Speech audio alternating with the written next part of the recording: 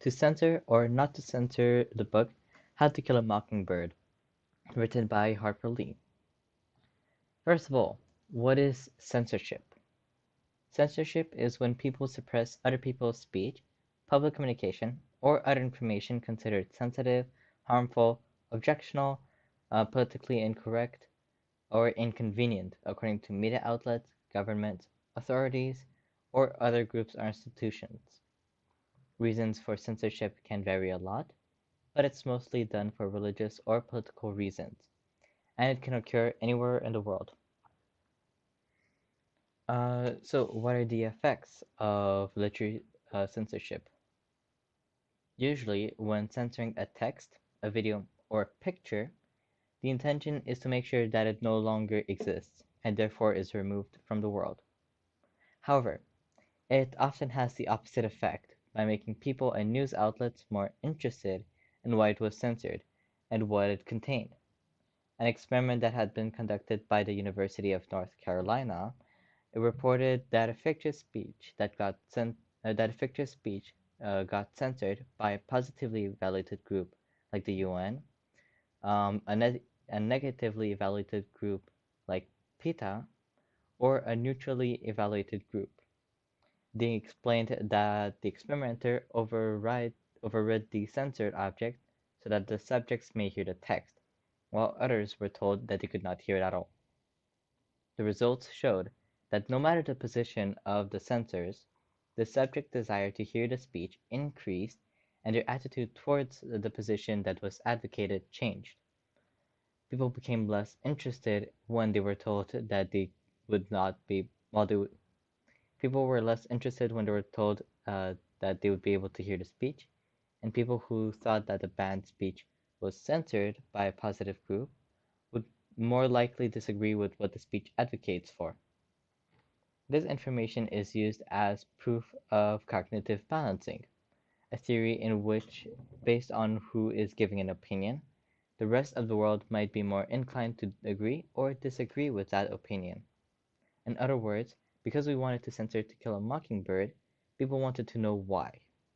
Also, because the people who wanted to remove it were just parents or school boards whose motives might not be evaluated good enough by the rest of the world, they were considered a negatively evaluated group. So, should To Kill a Mockingbird uh, be censored? In my opinion, it should not.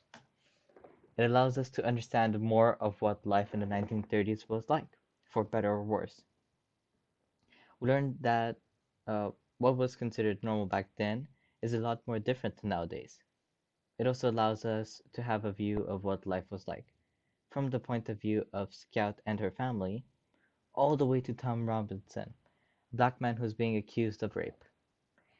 This isn't a perfect text to see how life for a black person was at that time, mostly because it was written by a white person, but it lets you see how much we have progressed over these last 90 or so years. To Kill a Mockingbird might render some people uncomfortable. For example, a black kid that is getting bullied just because of what skin color they have might not like the amount of time the N-word is mentioned in this book because of its pejorative and racist use.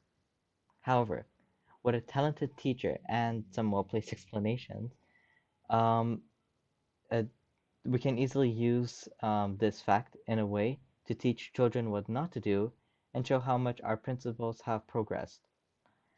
Because people once considered this normal and that now we want it banned for that same reason, shows how much humanity has progressed.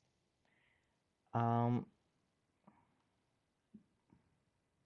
so yeah, it shows how much humanity has progressed in their understanding of morals, uh, justice, and respect, and more.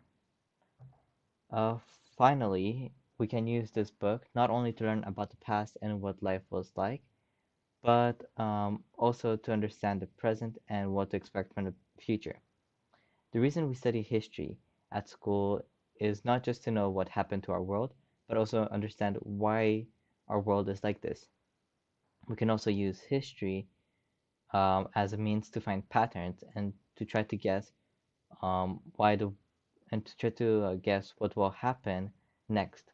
For example, after the First World War, we had the Roaring Twenties, then the Great Depression. A lot of scientists, historians, and psychologists agree that after COVID is done, um, there will be an event similar to the Roaring Twenties, maybe even another Great Depression. However, uh, however, these events might not even take place because the future is um, very unsure. So my opinion on literacy censorship hasn't really changed after I've done this project. Even beforehand, I had understood the importance of having recorded history and knowing what happened before us so that we don't repeat the same mistakes over and over. An example of this is the current war happening in Ukraine. If we didn't have a recorded history of how devastating having a war between huge countries and their allies against other enormous countries, we might have already started our third world war. But because we have records of past events, the world is now trying to find other alternatives for those exact reasons. So this project has helped me keep an open eye in the future for texts from the past that people find conflicting or texts that people may want to censor. It has opened my mind to the fact that texts that are old and now spark conflict are from the point of view and the opinion of people of another ideology, and our values have changed. We can never really understand how people from another time period might have thought, because the only way to know is by having grown up with that specific idea. All in all, if we were to erase past mistakes, we would not fix history. However, we can learn from previous mistakes, and therefore we can learn from them so that we can build a better future. Thank you for listening, and have a nice day.